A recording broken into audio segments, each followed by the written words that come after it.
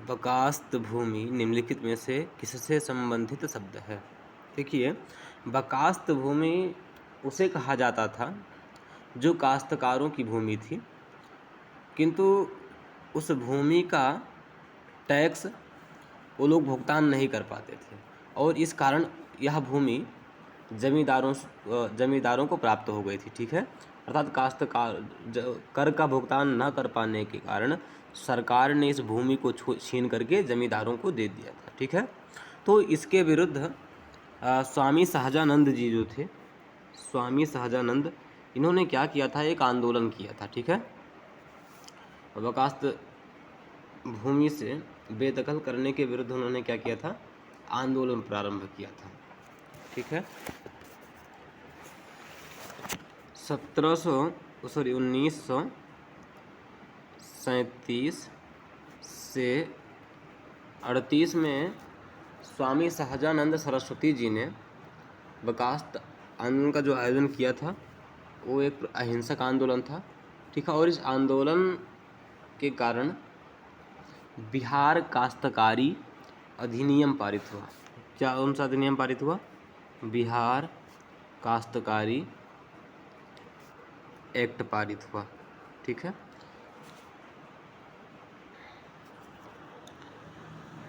चलिए देखते हैं। नकदी फसलों के रोपण के लिए कंपनी को पट्टे पर दी गई भूमि। ठीक है, गलत। लगान का भुगतान न करने के कारण जमींदारों को प्राप्त काश्तकारों की भूमि। ठीक है, और बाकी सब गलत है। चलिए, स्थायी बंदोबस्त के संदर्भ में निम्नलिखित कथनों पर विचार कीजिए। स्थायी बंदोबस्त,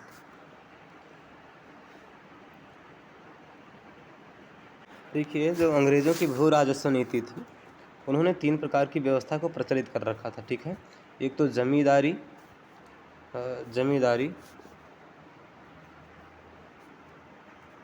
ठीक है, जमींदारी, महालवारी और रैयतवारी। ठीक है, रैयतवारी, जमींदारी, महालवारी, रैयतवारी, ये 3 प्रकार की प्रथाओं को इन लोगों ने प्रचलित कर रखा था। तो यदि जमींदारी को है स्थायी बंदोबस्त कहा जाता है। तो यदि हम जमींदारी की बात करें तो जमींदारी के देखिए 1757 में सबसे पहले अंग्रेज़ों को 24 परगना की जमींदारी इनको प्राप्त होती है। ठीक है, सिराजुद्दौला के द्वारा, और आगे चल करके वर्धमान 1760 में, ठीक है, 1760 में इसको वर्धमान, मिदनापुर और चटगांव की इनको जमींदारी मिल जाती है। ठीक है, फिर 1765 में इनको बंगाल, बिहार और उड़ीसा का दीवानी अधिकार मिल जाता है। ठीक है, क्या क्या मिल जाता है? बंगाल, बिहार और उड़ीसा का दीवानी अधिकार प्राप्त हो जाता है। ठीक है, और ये क्या करते हैं, 1772 में 5 वर्षों के लिए भू राजस्व वसूली को नीलाम कर देते हैं। ठीक है, इसकी क्या कर देते हैं, इसको नीलाम कर देते हैं। ठीक है, फिर 1777 में आकर के ये लोग प्रतिवर्ष भू राजस्व को क्या करते हैं, नीलाम करने लगते हैं। ठीक है, उसकी प्रतिवर्ष नीलामी करने लगते हैं। 1790 में ये लोग 10 वर्षों के लिए भू राजस्व को नीलाम कर देते हैं। अंततः जाकर के 1793 में ये लोग उसको अस्थाई परमानेंट कर देते हैं। ठीक है, परमानेंट भू राजस्व वसूली का अधिकार जमींदारों को दे दिया जाता है। और यदि हम बात करें कि ये कब चालू हुई थी, 1743 में, 1743 में जमींदारी प्रथा चालू हुई थी। ठीक है, गवर्नर उस समय कॉर्नवालिस थे। एरिया इसका क्या था, तो बंगाल, बिहार और उड़ीसा और बनारस। ठीक है, मैं आपको मैप के माध्यम से बताने की कोशिश कर रहा हूँ।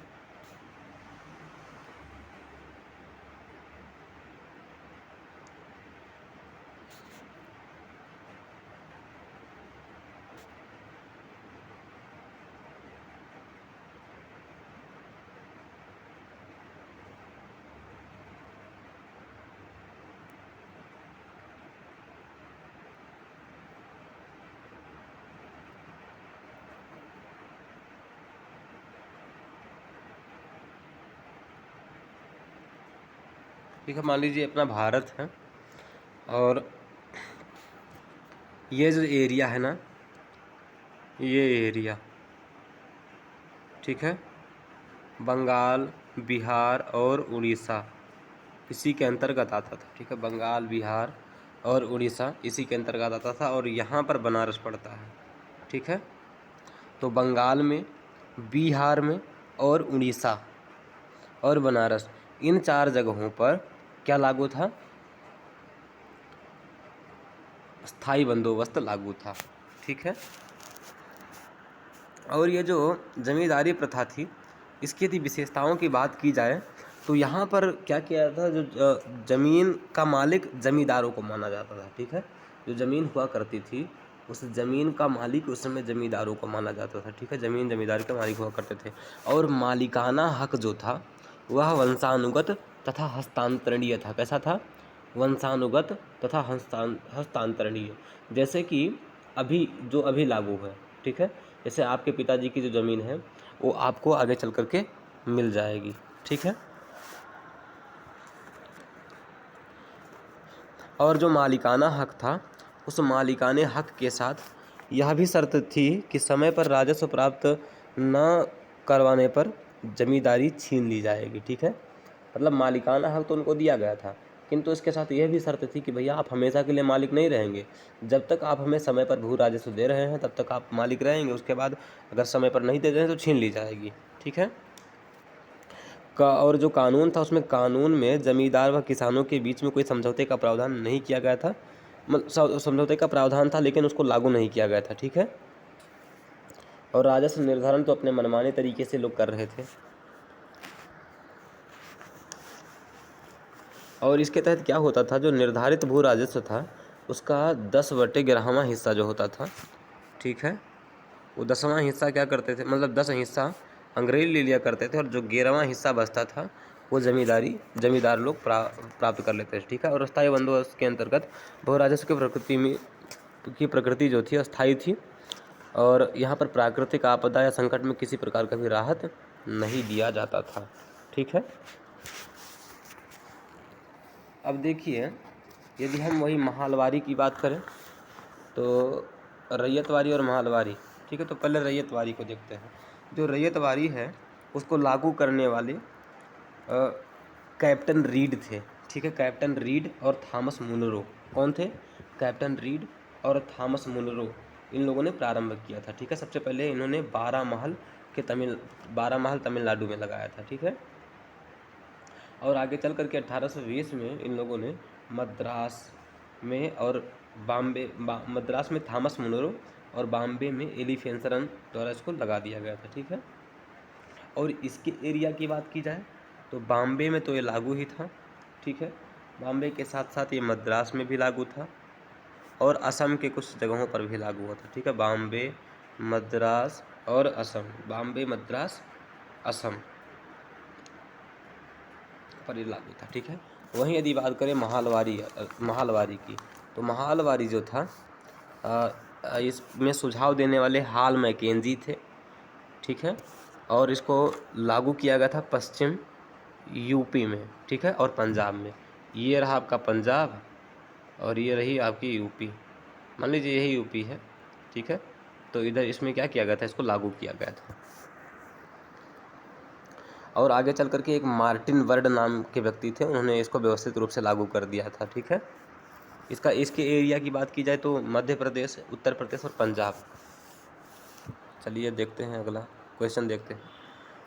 स्थायी बंदोबस्त के संदर्भ में निम्नलिखित कथनों पर विचार कीजिए। भूमि के स्वामित्व के अधिकार को वंशानुगत और हस्तांतरणीय बना दिया गया था। ठीक है, सही बात है, भूमि का जो मालिकाना हक था वह वंशानुगत और हस्तांतरणीय था। ठीक है, जमींदारों द्वारा राजस्व भुगतान में देरी के लिए कोई प्रावधान नहीं था। जमींदारों द्वारा राजस्व भुगतान में देरी के लिए कोई प्रावधान नहीं था।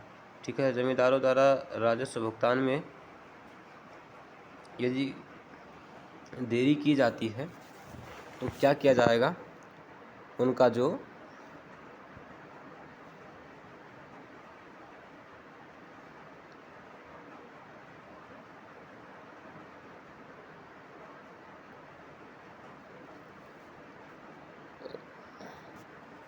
हाँ, देरी के लिए कोई प्रावधान नहीं था। अभी तो अगर ये देरी करते थे ना तो सीधा सीधा ये कहा जाता था कि भैया आपकी संपदा छीन ली जाएगी, ठीक है, इसलिए भी सही हो जाता है।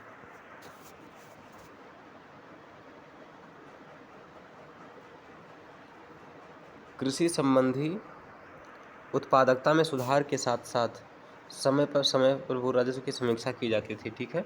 तीसरा वाला गलत हो जाता है, अस्थायी, इसीलिए इसका नाम अस्थायी बंदोबस्त रखा गया क्योंकि ये अस्थायी प्रकृति का था, ठीक है, इसलिए तीसरा गलत हो जाता है। तो हमारा 1 और 2 सी ऑप्शन सही हो जाएगा।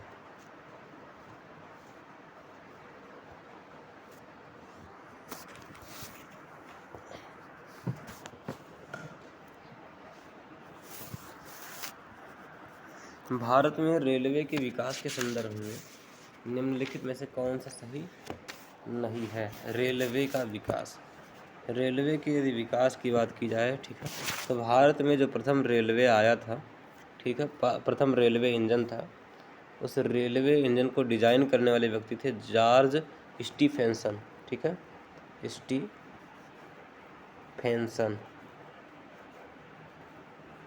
ठीक है, जॉर्ज स्टीफेंसन इसके डिजाइन करता था, ठीक है। और जो रेलवे था, इस रेलवे को सबसे पहले 1814 में इंग्लैंड में लगाया गया था, ठीक है, इंग्लैंड में रेल के साथ में लगाया गया था, ठीक है। और भारत में जो रेलवे के निर्माण का सुझाव जो है 1831 में मद्रास में दिया गया था, ठीक है, 1831 में मद्रास राज्य में, कहाँ पर? मद्रास राज्य में, ठीक है, 1831 में मद्रास राज्य में रेलवे की स्थापना का सुझाव दिया गया था। और भारत में चलने वाली जो प्रथम रेलवे है वो कहाँ से कहाँ तक चली थी? तो बॉम्बे से ठाणे तक चली थी। कहाँ से चली थी? बॉम्बे से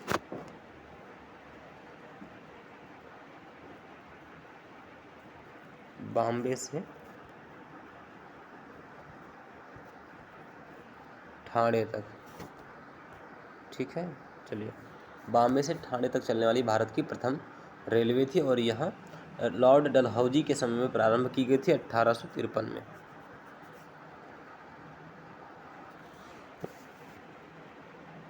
और जो भारतीय रेलवे था उसका निर्माण और संचालन निजी कंपनियों द्वारा किया गया था, ठीक है। और भारत सरकार द्वारा यह वादा किया गया था कि जो उनकी पूंजी है उस पर न्यूनतम 5% का उनको रिटर्न दिया जाएगा, ठीक है।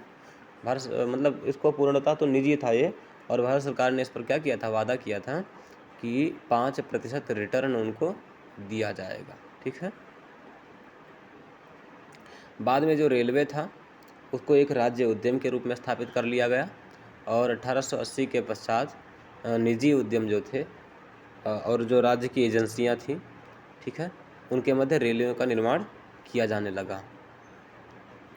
इसका जो रेलवे था उस रेलवे का मुख्य उद्देश्य साम्राज्यवादी हितों को पूरा करना था, ठीक है, अर्थात आर्थिक, राजनीतिक और सैन्य जो हित थे उनको पूरा करना था, ठीक है। वो भारत के जो लोग थे उनकी आवश्यकताएं इनके लिए अग्रणी नहीं थी, ये अपने कार्यों पर अधिक ध्यान देते थे। मतलब भारत से धन की निकासी जिस प्रकार हो पाए उसी पर ध्यान देते थे और भारतीय हित इनके लिए आवश्यक नहीं थे, ठीक है।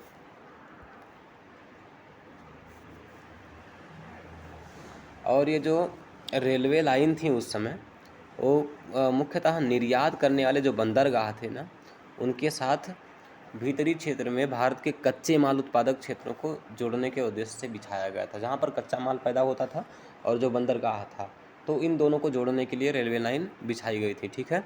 और रेलवे का जो किराया था उसको इस प्रकार निर्धारित किया गया था कि वह आयात और निर्यात के लिए सहायक सिद्ध हो सके, ठीक है, वस्तुओं की आंतरिक आवाजाही के विरुद्ध भेदभाव किया जा सके, इसीलिए इन लोगों ने ऐसा बिछाया था, ठीक है। देखते हैं क्वेश्चन क्या कह रहा है। प्रारंभ में भारतीय रेलवे को निजी कंपनियों द्वारा निर्मित और संचालित किया गया, सही बात है। जो निजी कंपनियां था उन्होंने इसको निर्मित किया और संचालित किया। भारत में रेलवे ने ब्रिटिश साम्राज्यवाद के सैन्य हितों को पूरा किया। भारत में रेलवे ने ब्रिटिश साम्राज्यवाद के हितों को पूरा किया, एकदम सही बात है। बॉम्बे से ठाणे तक चलने वाली प्रथम रेलवे लाइन वर्ष 1853 में लॉर्ड डलहौजी के समय में प्रारंभ की गई थी, ये भी सही है। ठीक है, रेलवे दरों को इस तरह से निर्धारित किया गया था कि वस्तुओं की आंतरिक आवाजाही को बढ़ावा मिल सके। ठीक है, तो यही हमारा डी ऑप्शन गलत है। आंतरिक आवाजाही के विरुद्ध भेदभाव, मतलब भारतीय अपना सामान इधर उधर न ले जा पाए, इसलिए उसका किराया महंगा कर दिया गया था। ठीक है, सविनय अवज्ञा आंदोलन किस दौरान हुई घटनाओं के संदर्भ में निम्नलिखित कथनों पर विचार कीजिए। सविनय अवज्ञा आंदोलन, देखिए जो सविनय अवज्ञा आंदोलन है इसमें क्या हुआ कि दांडी में गांधी जी ने मुट्ठी भर नमक को उठाया। ठीक है, मुट्ठी भर नमक बनाया और उसको बना करके उन्होंने क्या कर दिया, आंदोलन की शुरुआत की। ठीक है, गांधी जी ने मुट्ठी भर नमक बना करके आंदोलन की शुरुआत की थी। ठीक है, और ये जो आंदोलन था वह उत्तर पश्चिमी सीमा प्रांत तक पहुंच गया। ठीक है, उत्तर पश्चिमी जो सीमा प्रांत है वहाँ तक पहुंच गया। ठीक है, और इस आंदोलन में पठानों ने भी बहुत संख्या में भाग लिया। और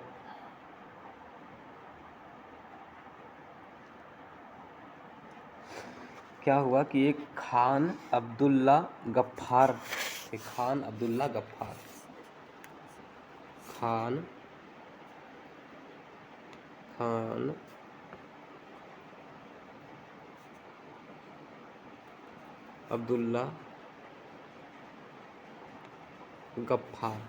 खान अब्दुल्ला गफ्फार के नेतृत्व में जो पठान लोग थे उन्होंने खुदाई खिदमतगार नामक एक स्वयंसेवी संगठन की स्थापना की। किसकी स्थापना की? खुदाई खिदमतगार की स्थापना की।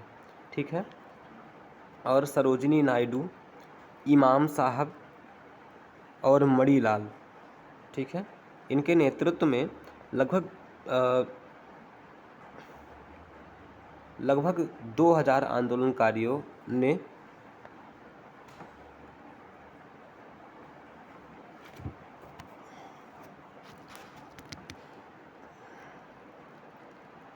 सरोजिनी नायडू और इमाम साहब तथा मणिलाल के नेतृत्व में लगभग 2000 आंदोलनकारियों ने पुलिस के घेरे की ओर कूच किया था और धरसना में नमक उत्पादन कार्य को इन लोगों ने बंद कर दिया था। ठीक है, धरसना, जैसे कुछ धरसना सत्याग्रह भी कहा जाता है, तो धरसना में इन लोगों ने क्या कर दिया था, नमक उत्पादन कार्य को बंद कर दिया था और पुलिस ने इन लोगों पर लाठीचार्ज किया। ठीक है, और उसी में एक अमेरिकी पत्रकार था वेब मिलर,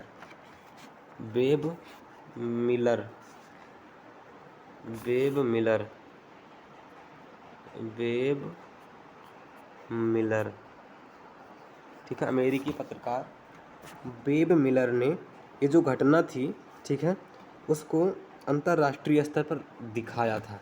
ठीक है,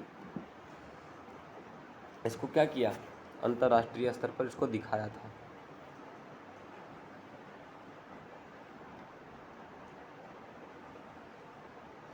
देखिए जो पूर्वी भारत मतलब असम इत्यादि का क्षेत्र जो था, वो चौकीदार कर का भुगतान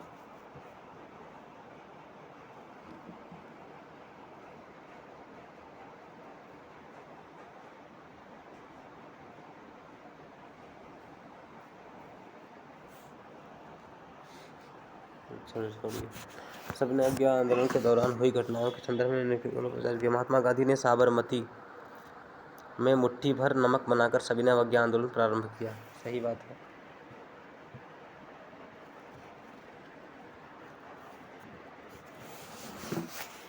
अच्छा, महात्मा गांधी ने साबरमती आश्रम में नहीं भैया, दांडी में इन्होंने बनाया था। कहाँ पर बनाया था? दांडी में। इन लोगों ने मुट्ठी भर नमक बना करके सविनय अवज्ञा आंदोलन को प्रारंभ किया था। खुदाई खिदमतगारों ने उत्तर पश्चिमी सीमा प्रांत में आंदोलन में सक्रिय भूमिका निभाई थी। एकदम सही बात है, तो केवल यहाँ पर बी ऑप्शन सही हो जाएगा।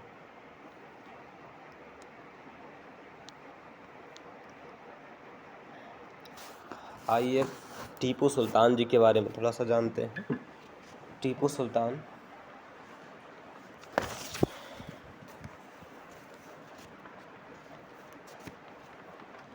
टीपू सुल्तान के नेतृत्व के संदर्भ में निम्नलिखित कथनों में से कौन सा सही है?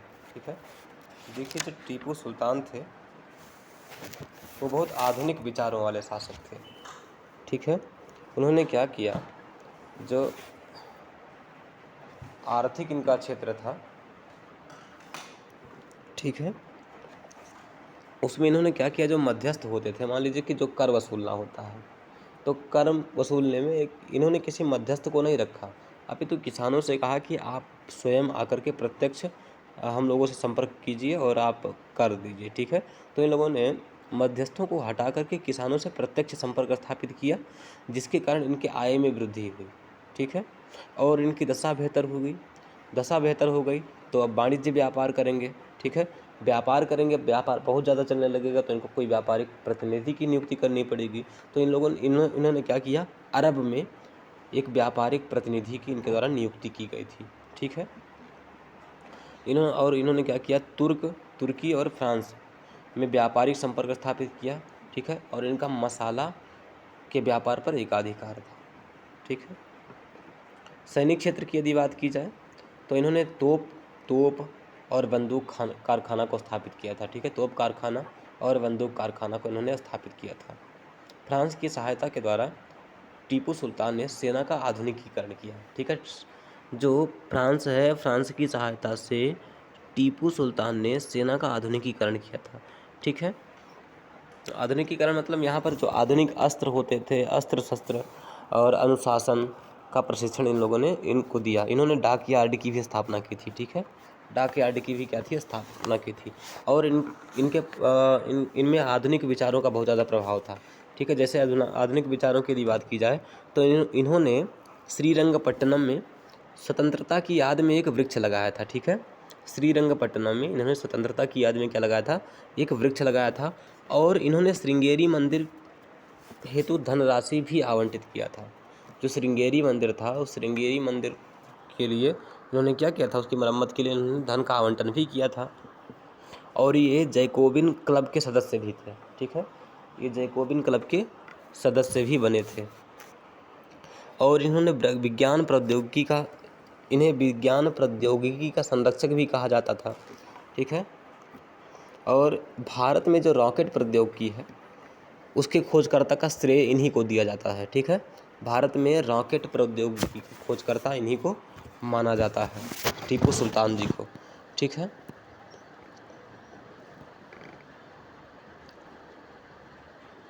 इन्होंने सर्वेक्षण और वर्गीकरण के आधार पर भू राजस्व प्रणाली तैयार की थी। और ये ऐसे सिंचाई, कृषि संबंधी, ठीक है, और अवसंरचना को इन्होंने प्रोत्साहन दिया था। तो मतलब बहुत महान शासक थे। इन्होंने बहुत महान कार्य किया। अब देखते हैं क्वेश्चन क्या कह रहा है। उसने श्रीरंगपट्टनम में स्वतंत्रता के वृक्ष का रोपण किया था, एकदम सही बात है। उसने श्रृंगेरी मंदिर की मरम्मत के लिए धनराशि स्वीकृत की थी। वह जैकोबिन क्लब का सदस्य भी था। ठीक है, तीनों कथन यहाँ पर सही हो जाते हैं। जैकोबिन क्लब के वो सदस्य भी थे।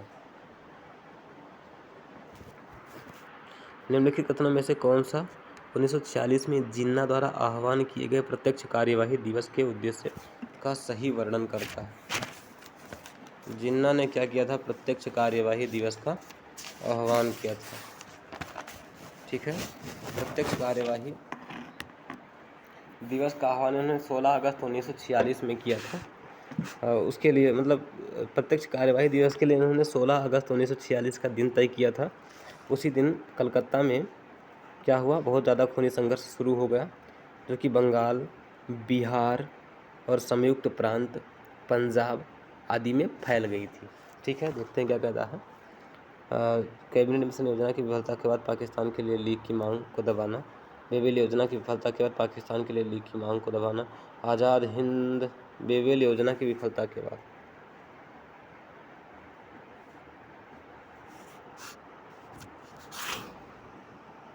देखिए, जो कैबिनेट मिशन है, उस कैबिनेट मिशन देखिए जो वेबल योजना है 1946 में आयोजित की गई थी, और जो कैबिनेट मिशन है 1946 में भारत आया था। इसलिए इन्होंने 16 अगस्त में क्या किया था, प्रत्यक्ष कार्यवाही दिवस की घोषणा की थी। अतः जो कैबिनेट, यहाँ पर ए ऑप्शन हमारा सही हो जाएगा। कैबिनेट मिशन योजना की विफलता के बाद पाकिस्तान के लिए लीग की मांग को दबाना, ये ऑप्शन सही है। अंग्रेजों द्वारा स्थापित आधुनिक डाक व्यवस्था के संदर्भ में निम्नलिखित कथनों पर विचार कीजिए। आधुनिक डाक व्यवस्था, देखिए भारतीय डाक अधिनियम 1854 जो था वो अंग्रेजों द्वारा पारित किया गया था, ठीक है। इसमें आधुनिक डाक व्यवस्था की स्थापना की गई थी, और जो प्रथम टेलीग्राफ लाइन है उसको 1853 में कलकत्ता से आगरा के लिए, ठीक है, कलकत्ता टू आगरा के लिए इसे खोली गई थी। इतना याद रखिए कि कलकत्ता जो पहली टेलीग्राफ लाइन है कहाँ से, कलकत्ता से आगरा, कलकत्ता से आगरा के लिए खोली गई थी। डलहौजी द्वारा डाक टिकटों की शुरुआत की गई थी, और डाक दरों में कटौती की गई। देश भर में एक पत्र के लिए आधे आने की एक समान दर निर्धारित की गई थी, ठीक है। डाक वितरण में तय की गई जो दूरी होती है उस दूरी के आधार पर दरें निर्धारित नहीं की गई थी, अर्थात सभी के लिए एक समान दर थी, चाहे चाहे जितनी दूरी हो, ठीक है। कितना आधा आना ही दर था, उसको बढ़ाया नहीं गया था, ठीक है। डाक टिकटों की शुरुआत सर्वप्रथम डलहौजी द्वारा की गई थी। डाक वितरण में तय की गई दूरी के आधार पर डाक दरें निर्धारित की जाती थी, ठीक है। दूसरा गलत है, पहला सही है, ये ऑप्शन सही हो जाएगा।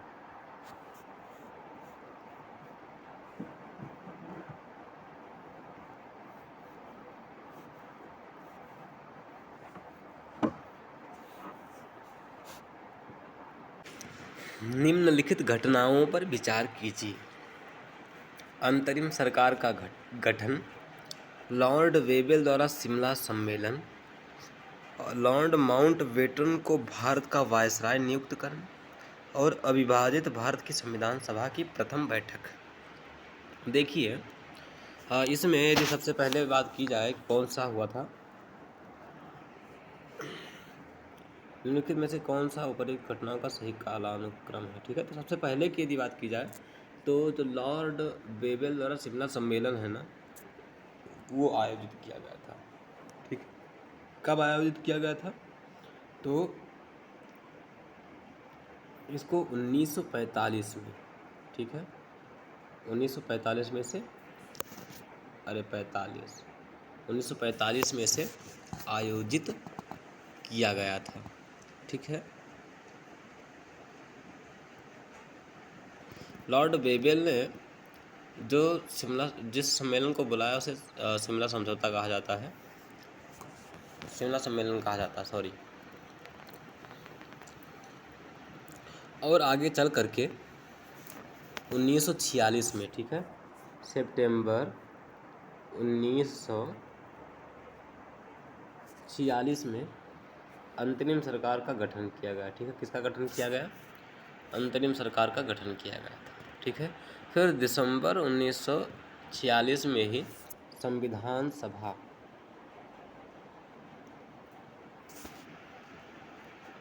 1946 में क्या की गई थी, संविधान सभा का गठन किया गया था, ठीक है। तो और सबसे लास्ट में, मतलब संविधान सभा के गठन के बाद लॉर्ड माउंटबेटन को भारत का वायसराय नियुक्त किया गया था, ठीक है। तो क्रम देख लें, क्रम हमारा हो जाएगा 1 और 2, मतलब 2 1 3 4, 2 1 4 3, बी ऑप्शन सही हो जाएगा, ठीक है। प्रथम आंग्ल सिख युद्ध के संदर्भ में निम्नलिखित कथनों पर विचार कीजिए। प्रथम आंग्ल सिख युद्ध, यह युद्ध की शुरुआत तब हुई जब सिख सेना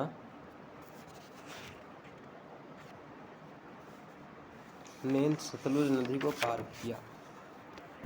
सही बात है। आंदोलन यही युद्ध तभी हुआ था जब सिख सेना ने सतलुज नदी को पार किया था। जिस समय युद्ध शुरू हुआ उस समय गवर्नर जनरल लॉर्ड हार्डिंग थे। ठीक है, उस समय कौन थे? प्रथम आंग्लो सिख युद्ध, लॉर्ड हार्डिंग ही थे। सही बात है। ठीक है, जिस समय युद्ध शुरू हुआ तो लॉर्ड हार्डिंग थे। 1845-46 में हुआ था। उस समय लॉर्ड हार्डिंग ही के क्या थे? गवर्नर जनरल थे। ठीक है, तो इस बात को याद रखिए।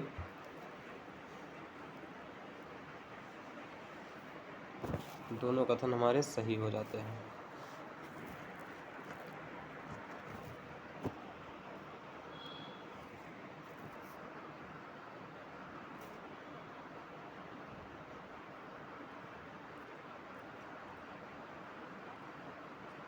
आधुनिक भारतीय इतिहास के संदर्भ में पोर्टो नोवा का युद्ध किससे संबंधित था?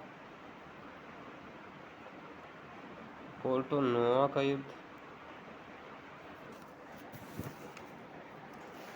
पोर्टो नोवा का युद्ध, पोर्टो नोवा का जो युद्ध है वह आंग्ल मैसूर युद्ध से संबंधित है। ठीक है, द्वितीय आंग्ल मैसूर युद्ध से यह संबंधित है, पोर्टो नोवा का युद्ध। ठीक है, द्वितीय आंग्ल युद्ध को ही द्वितीय आंग्ल मैसूर युद्ध को ही क्या कहा जाता है? पोर्टो नोवा का युद्ध कहा जाता है। डी ऑप्शन सही हो जाएगा।